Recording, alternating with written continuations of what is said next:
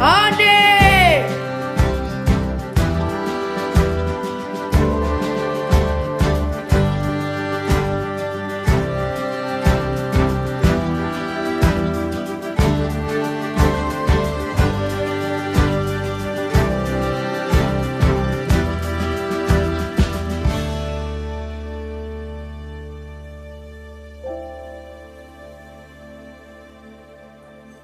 Lehen egunan urduri egotea normala dela uste dut. Ziur dena ondo aterako dela. Ez dut esperientzia handirik eskolan, baina ziur dena ondo aterako dela. Ondo baino beto, ziur horrela izango dela. Ziur nago. Urte askotako atzerapena daukat, baina ez da arrazoia baikorra izateko. Ikasketetan hobeto baino ezin dut egin. Ondo hasten garenean, hoberantz joango gara. Baretu zaitez, favorez. Atsegina izango da lagun berriak egitea, baina zaila izango da tokia aurkitzea. Izan ere, betidanik elkar ezagutzen dute. Eskolara joatea da nire bizitzako ametsa.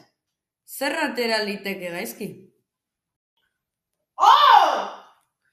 Mesedez, espero dut iragarpen txarra ez dadila izan. Ni konponduko dut. Eko arre, nana. Mantsoago joateko esan dizut.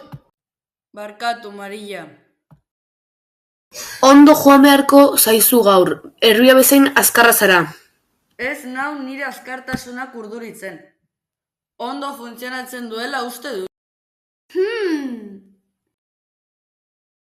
Sortez nire klasekidak harrapatuko ditut. Horrek ez nau kezkatzen. Bakizu ez zer da gehien kezkatzen hauena? Nire kezka nagusia? Ziur laizter esango diguzula. Ile gorri nazkagarri hau da. Ile gorri gorrotagarri, zatar iruingarri hau. Nire bizitzako marka da. Anne Shirley Kubert. Proposatzen dizut beste kezka nagusi bat bilatzeko. Begira nire orestak. Gorrotu ditut nire orestak. Eta pentsatzen dut ziurrenik neska mutilen gustokoagoa izango nintzatekela ederra banintz. Harruputz da zara. Larroxa ederra izango ez balitz, inork ez luke usainduko gainera. Ezin daiteke harruputza eta itxusia izan. Nahiko da, ondo molatu zara, gutxiago kexatzen bazara.